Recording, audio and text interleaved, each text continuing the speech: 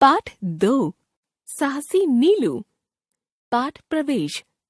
कुछ बच्चे बचपन से ही अद्भुत साहसी होते हैं। उनके कारनामे चौंकाने वाले होते हैं।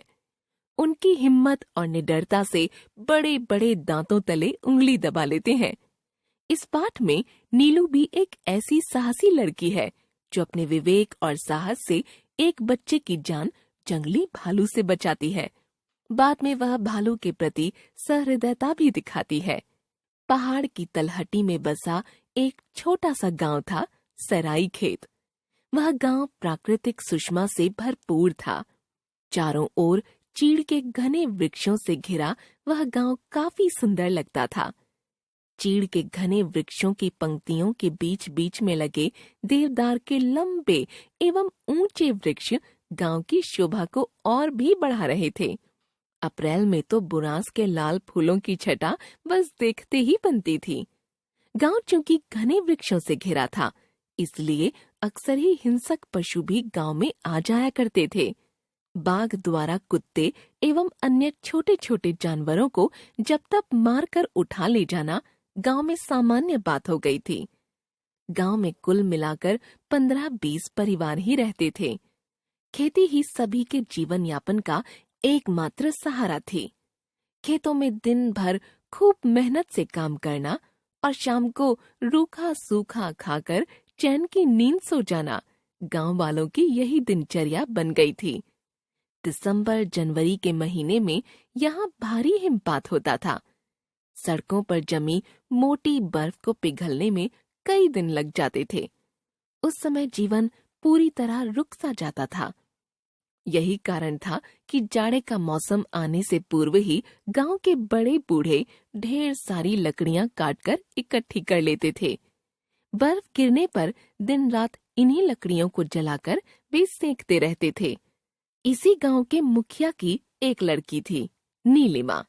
उसकी उम्र यही कोई 12 वर्ष थी। गांव के लोग उसे नीलू कहकर पुकारते थे। नीलू थी तो छोटी ही, लेकिन बहुत साहसी थी।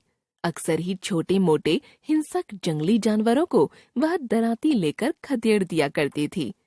अनेक बार उसके पिता ने समझाया भी था, बेटी, इस तरह जंगली जानवरों के पीछे जाना बहुत खतरनाक होता है।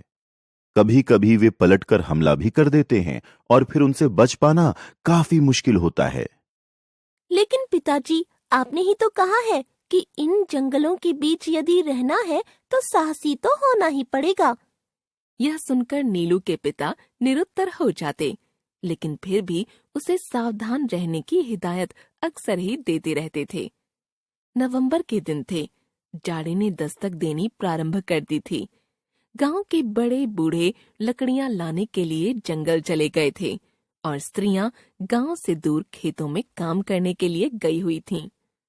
तभी जंगल से एक भालू गांव में घुस आया। बच्चों को देखकर वह उनकी ओर लपका। बच्चे डरकर शोर मचाने लगे। जिसे जहां रास्ता मिला वह उधर ही भाग निकला। 5 साल की एक नन्ही बच्ची भाग न पाने के कारण जोर जोर से रो रही थी।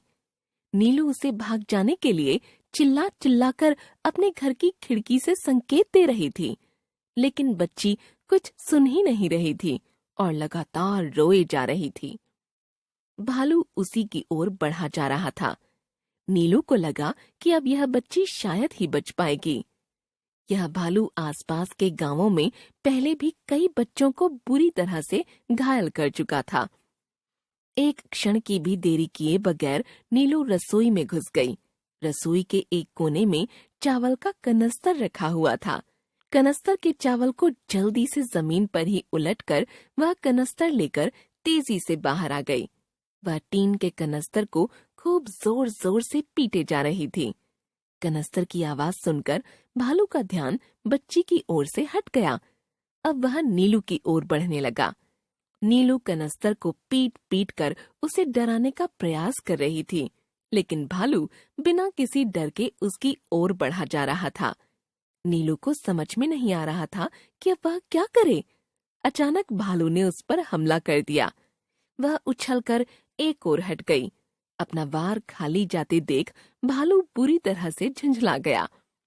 अब वह और भी दोगुनी शक्ति से नीलू पर झपटा। नीलू ने त्वरित बुद्धि से काम लिया और कनस्तर का खुला मुंह उसकी ओर कर दिया। काफी वेग से हमला करने के कारण भालू का सिर कनस्तर में फंस गया। अब वह बुरी तरह से छटपटाने लगा था। लाख कोशिशों के बावजूद वह अपना सिर कनस्तर से बाहर नहीं निकाल पा रहा था। कुछ न दिखाई देने के कारण वह वहीं पर लड़खड़ाकर घूमने लगा। थोड़ी ही देर में वह बुरी तरह से पस्त हो गया। तब तक घरों के अंदर से अन्य बच्चे भी बाहर निकल आए थे। 2-3 बच्चों की सहायता से नीलू ने भालू के एक पैर को रस्सी से एक पेड़ से बांध दिया। भालू का सिर कनस्तर में फंसा होने के कारण उसे सांस लेने में काफी परेशानी हो रही थी। नीलू घर के अंदर से एक छोटी सी कुल्हाड़ी ले आई और उसकी सहायता से उसने कनस्तर को एक ओर से थोड़ा सा काट दिया ताकि उसे सांस लेने के लिए ताजी हवा मिल सके। शाम को घर वापस आने पर गांव के सभी लोग नीलू के इस साहस को देखकर दंग थे। सभी ने नीलू को खूब शाबाशी दी। उसके साहस और बुद्धि के कारण नन्ही बच्ची की जान बच सकी थी। दूसरे दिन वन विभाग के अधिकारियों को इसकी सूचना दी गई। भालू को पिंजरे में बंद कर चिड़ियाघर भेज दिया गया। नीलू को इस अदम्य साहस के लिए सरकार की ओर से पुरस्कृत किया गया।